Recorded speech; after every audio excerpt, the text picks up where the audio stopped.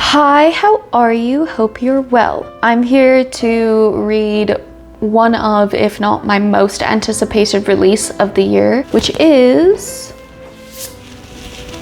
The Night and the Moth by Rachel Gillig. I've been waiting so long for this book to come out. I follow Rachel Gillig on Instagram, and so as soon as she announced this, I was screaming, crying, throwing up. I was so excited. I'm going to put the novel down though because it is so incredibly heavy, and at this point of reading it, my hand is a little broken, so it's hard for me to pick that up right now. But yes, I'm so incredibly excited to be picking this up. I'm actually not picking up immediately after release. It was the plan to, but then I won an ARC, and so I really wanted to read that because it was just so exciting for me to have an ARC. And I also didn't feel pressure of picking it up too quickly, because even though I want to read it quickly, I plan to release this later into the year so that I could talk a bit more freely about it without worrying about spoilers as much. However, this will be spoiler free. I'm not going to ruin this novel for you if you have not read it yet. So as of right now, I started it this morning and I just got to chapter 4, which is on page 38. It's decently interesting so far. She is a diviner, which is kind of like a nun in this world. So far, what I know about diviners is that they drink the blood of someone and then they're drowned, and they dream and they let them know if they have good or bad omens. But I'll be honest with you, I have not at all once ever read the back of this book. I have absolutely no clue what it is about. I know the general aesthetic of the book and I've seen some art from the book, but I've never read the back. I wanted to go into it completely blind because that's kind of what I did with One Dark Window, and I fell absolutely in love with that duology last year. And so I don't actually know what this novel is going to be about, so I can't really tell you. But if you want to know, I will link the story graph down below so you can go read the blurb for yourself. But yes, I'm just so excited to get to this novel. It's already been one of those things where this morning I was really struggling to convince myself to put it down and start doing productive things because I just want to binge it so badly, but then I also don't want to binge it because I want to be able to enjoy it. So I'm struggling a little bit, but I'm excited, and so far I'm loving it. I'm 38 pages into it, but I'm loving it. So I will check back in once something more substantial has happened. So I'm at chapter 10, which is on page 114. Honestly, so far I have to say that I truly am loving this novel. First and foremost, Rory and Sybil's chemistry is just incredible, and I'm really just enjoying it so much. And then not to mention the gargoyle, whom I've grown to love dearly. I just really am loving this novel, and I'm scared to say it, but I think this might be a 5-star read. I'm really not that far into it. Perhaps maybe 20%, but there is genuinely just nothing that I'm disliking about this. I love everything. I really enjoy her and the gargoyle's connection and his care for her and how he thinks she's his pet. Truly no flaws so far, and I'm hopeful and excited. I just giggled like a little schoolgirl at this. So I'm on page 299, which is in the middle of chapter 24. And one thing that is very interesting about this novel so far, might as well face you, but one thing that is very interesting about this novel so far, this one, is it's very similar to One Dark Window in a way that I didn't expect it would be. In One Dark Window, the overarching plot of both book 1 and 2 is they want to find the cards so that they can stop the evil person. And in this novel, they want to find magical objects so they can stop the evil people, which I'm not really having a problem with because that's where the similarities end. That and the fact that this is quite a gothic novel and One Dark Window is quite a gothic novel. But I just thought it was interesting that they're both based off of the same type of fantasy, which is a trinket hunt, which will aid in the defeat of the evildoer. So that's really interesting. I didn't really realize that until I got this far into the book. I realized it maybe 50-ish pages ago, which I'll show you how far that is. Hold on. So I realized it at about this point of the novel. So yeah, that's pretty interesting about this book so far. Why am I so close? But I'm really, really enjoying it. I haven't really spoken much on it because I just am enjoying reading it so much that I don't have it in me to pick up the camera to talk about it because I'm genuinely so enthralled by it and I don't want to put it down whenever I'm reading it. The only time I struggle to read it is when I'm personally having a focusing issue, or like yesterday I was just incredibly fatigued and so reading made me sleepy. But I'm really, really loving it.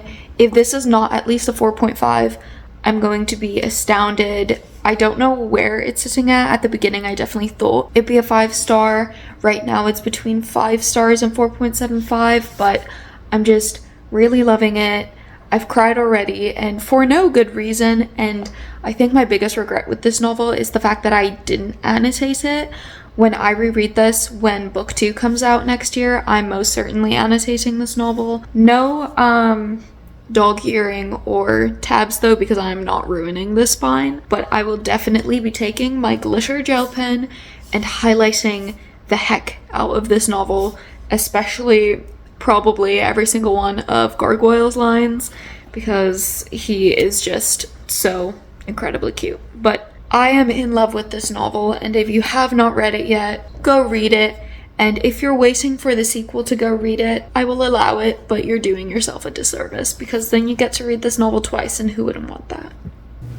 Hi, so I've officially finished The Night in the Moth, and I'm very pleased to announce that it is my second 5-star read of the year so far.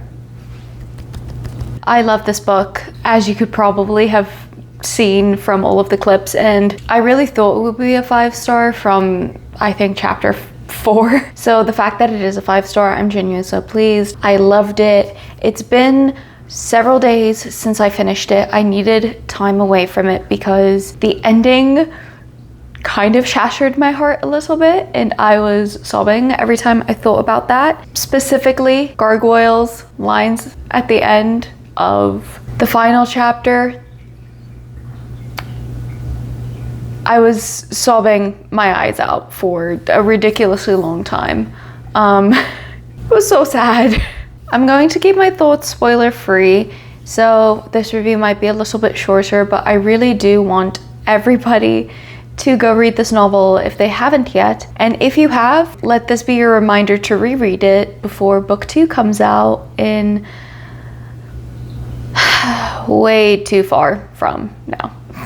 I need the book now, like right now. But anyway, I just want to say that I partially guessed what happened with the missing diviners, so very proud of myself for that. I thought it was X, and they're like, oh no, it's Y, and then later it's like, but it's also X. So, and I'm also very pleased that this is a 5-star and one of my new favorite books. Oh, I need to do that.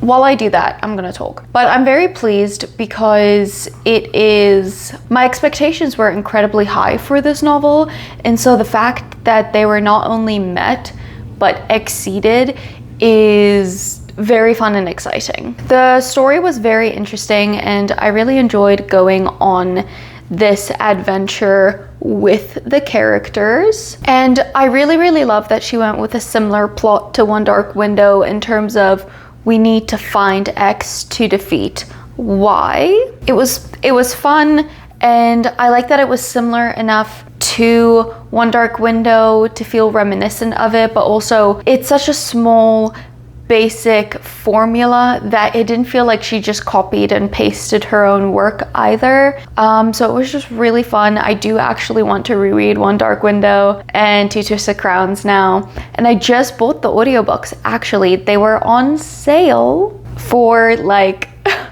80% off, I think, or something ridiculous like that.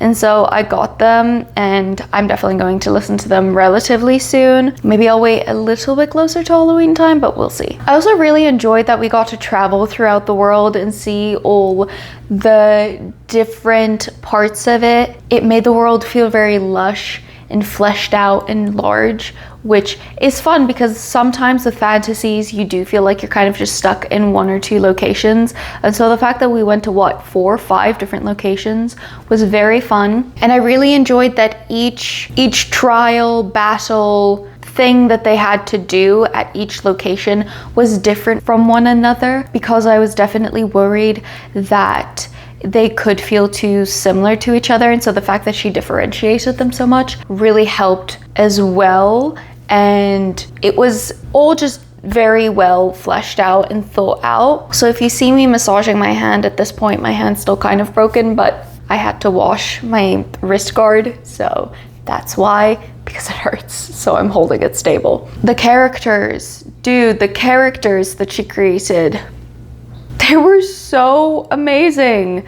They were wonderfully crafted, and my heart was breaking for them throughout the entirety of the novel. I just wanted them to be happy and healthy and okay. And of course it's a fantasy, so authors never want to give you that. I love how flawed both Rory and Sybil were. It made them feel like real people. It made them feel lovable. And I just wanted to protect both of them at all costs. And watching them become comfortable with each other and grow into their feelings for each other was such a wonderful experience. Let me just say, I've heard people complain about this novel, apparently that the romance isn't good enough. Whoever said there's no romance in this novel is sorely mistaken. And not judging, but it feels like if you feel like there's no romance in this novel, you exclusively read incredibly spicy books, because there is so much tension. There is banter, there is flirting. You can tell they want each other, and it's so well done and like written between the lines. And it's the perfect type of romance for me. And when they finally got together, oh, it was lovely. I was so happy for them. They make such a cute couple. Truly, truly. It's definitely slow burn-ish, so perfect romance. And anyone who says that there is no romance in this novel are wrong, and they simply just don't really read this type of romance novel, because there is romance. It's just subtle, which is perfect. And then don't even get me started on Maud. I absolutely loved her character. She was so sweet. I love that she was like this maternal presence for all the characters, but especially for Rory and Sybil. I really enjoyed watching Sybil's relationship with her develop, and especially with the gargoyle as well, just watching that little triangle, because it definitely felt like Maud was the motherly figure, and then Sybil was the older sister and Gargoyle was the little brother.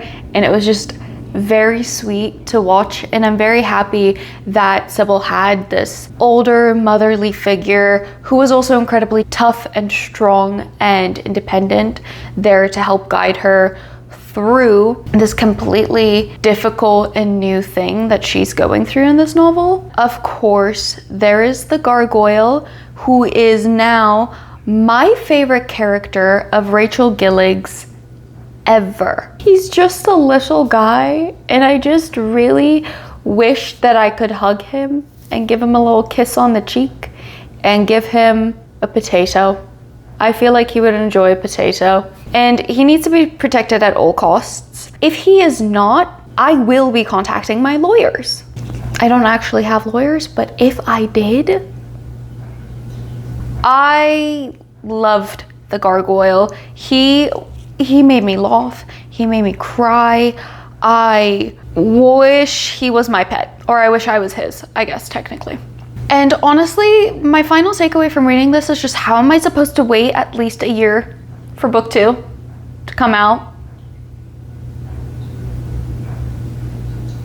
How am I meant to do that? Because this was insane. That ending was insane. Someone asked Rachel Gillig, how would you describe book 2 in one word? And the word she used is tournament. I need it now, right now. If it got to my door, I would drop every single responsible thing I had to do for the next week and I would binge it. I need book 2 immediately, and I hate that I didn't wait until closer to the release. At the time of posting this, there should at least have been some indication of when book 2 comes out, but as of currently filming, there is no indication of when book 2 is coming out, and I'm dying. I hope you know that I am dying. Thank you very much.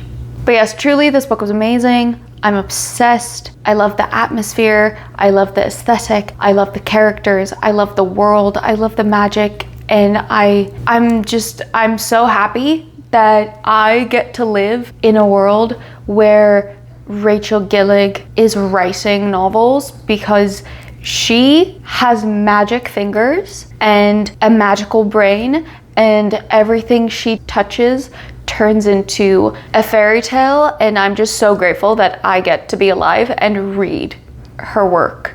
Truly, truly, truly, truly. I also listened to a sample of the audiobook of The Night and the Moth because it came through at the end of when I was reading it. So I listened to the first chapter before returning it so that other people could borrow it. But it sounds really good. So if you want to listen to it, I would recommend that too, because it sounds like it was filmed very well. I definitely want to annotate it at some point, but my physical copy is so beautiful. I don't know if I physically can annotate it or if I should do it digitally. I don't know, but yes, I'm obsessed. Can't wait to reread it. Can't wait for book 2.